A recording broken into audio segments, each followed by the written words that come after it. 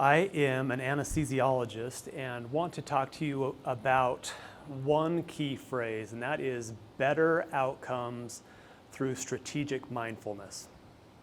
And I want to start that by talking about, if you work in the Japanese railway system, the most feared outcome you have is a railway accident.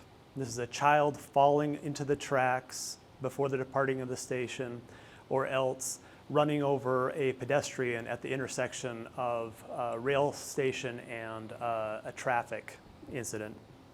And you might be interested to know that the Japanese railway system has 85% fewer casualties than any other railway system in the world. And that the secret is that $2 pair of white gloves that you see up there. One of the strategic mindfulness keys that the Japanese railway system uses is something called pointing and calling. So as a train comes in toward a station, the driver points at the incoming station and says, "All clear." As the attendant of the station prepares the train for departure, they look down the rail this way and that way. They point both ways with their white gloves, and then they point to the driver and say, "All clear." And using that simple tool, 85% fewer casualties than any other train system nationally. I'm not in the train business. I'm an anesthesiologist, and I work as part of a team who oversees surgical operations throughout the canyons and desert regions of Intermountain Health.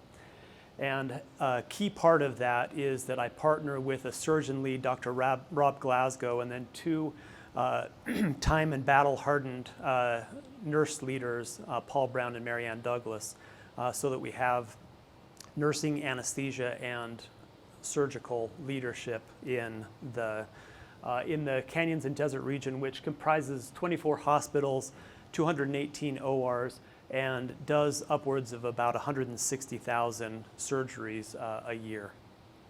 So in my world, a never event is an unintentional surgery or else a retained foreign object. Those are the things that keep me up at night, and that constitutes somebody's worst day of their life. So imagine that you as a neurosurgeon have dissected down to the central brain and are looking for the tumor. You look up at the imaging and realize that you have dissected the wrong side of the brain. Has happened. That is what we have set out to make never happen again at Intermountain Health. And this journey started in 2018 when our leadership team engaged the surgeon, anesthesia, and nursing leaders of our 24 hospital system and started the work of creating a shared mental model. What we found at that time is that everybody cares about safety. Everybody wants to do the right thing, but everybody had their own way of doing it. And so if I keep my phone in my right butt pocket when I'm working on the right side, and I keep my phone in my left chest pocket when I'm working on the left side, or if I schedule all my right patients on Monday and all my left patients on Thursday, that's great. If I write my name in Chinese on the intended side, that's great. But I'm all alone on that. I'm the only one who has that mental model. Nobody else in the room is aware that I write my name in Chinese or my phone is in my right pocket. What we found is that we needed to have a shared mental model so that all 5, 6, 9 people in the room were all looking at the same thing and expecting the same checkpoints to be met. And so as a team, we worked together and formulated what is a version of the World Health Organization safety checklist, which includes a sign-in process, a timeout process that takes place immediately before the surgery, and then a debrief process at the time of the departure from the surgery. And I'll focus on the timeout portion itself because this really has been the key This has been the white gloves to prevent wrong-sided surgery at Intermountain Health. So at the time that the surgeon has prepped, draped, and the case is ready to start, the nurse comes and holds the consent up to the surgeon, the consent that the surgeon and the patient have both reviewed and signed together. That's held up at that moment before the scalpel is handed to the surgeon. And the surgeon reads the patient's name, date of birth, and procedure aloud. And at that time, the anesthesiologist and the nurse confirm that that's who they have up on their computer. And then we run through a quick laundry list of what we must not miss. So allergies, we confirm. Has the patient received antibiotics? Is the imaging up, and does it match the patient that we're working on? Because that's also happened.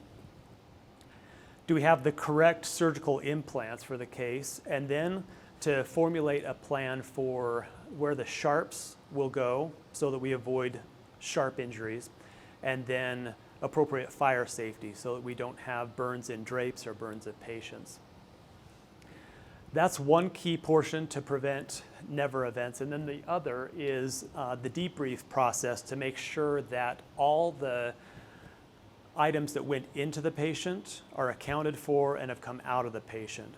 And in that case, the most common retained foreign object is something that's called a gossypiboma, so a retained sponge.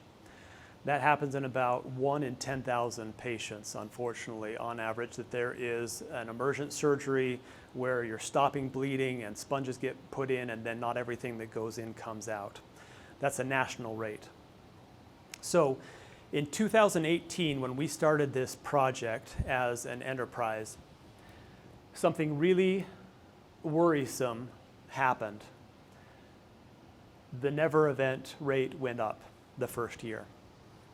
And in reflection, this was our white knuckle moment where we say, did we just break something that can't be fixed? And certainly there was an element of everybody who used to do the hip pocket or breast pocket or the write my name in Chinese was outraged.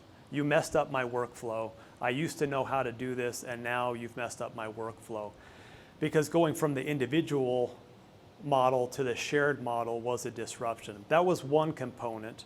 The other component in retrospection is that our standard got very, very high, that we got very fastidious about what constituted a wrong-sided event. So as of 2018 or 2019, if a surgeon came in to do a knee scope and injected local anesthetic in the left knee and then realized, oops, I actually meant to work on the right knee, no incision, no trocar placed, that was counted as a wrong site procedure, because we know that if you do the wrong side injection, that leads to the wrong side prep, that leads to the wrong side surgery. So the standard got very high. And as that standard got very high, and as the shared model became normalized, as people realized that, okay, I can transition to this model, and there's some nice accountability, because I used to always have my workflow of whether I put the stent up the right ureter or up the left ureter, but that works unless I get a phone call from the ER at the same time and I'm fielding that and get distracted. But if everybody else in the room is on the same model than I am, then they'll hold me accountable for that. As that started to work, you see that the never events started to decline from year to year to year. And so this is a nuance, but the never events include wrong patient, meaning that we meant to do a colonoscopy on the patient in 412, but we did a patient in 406 instead. Or the wrong procedure, meaning that we meant to do a appendectomy on this patient, but we did a cholecystectomy on this patient. Or a wrong site procedure, we meant to do a total knee arthroplasty, but we did it on the left knee instead of the right knee. So all of those have gone to zero. We have not had a single wrong-sided event this year in 2024. Retained foreign objects, we are approaching zero. we want to jump forward to say that, knocking on wood, as of this October, we project that we will be at 1 million cases without having retained surgical sponge. What we have not gotten out in front of is the one-offs. What do you do when a component of a trocar breaks off inside of a patient and you don't realize that until afterwards? These are the one-offs that we are iteratively working on to approach zero. So all of this is somebody's worst day in surgery. It's often the medical model to say, good doctors don't make mistakes. And that's been one of the biggest instructions for me, is every time I've done a debrief with a surgeon or an anesthesiologist who's had one of these never events, it's someone I would take my mom to. This is somebody who is an excellent surgeon who had this momentary lapse. This is not somebody who is reckless or careless. But we're only as good as the model and the shared mindfulness that we can participate in. So like the Japanese railway system, that's my take-home point to you, is whatever your practice is, better outcomes through strategic mindfulness. And thank you for your time.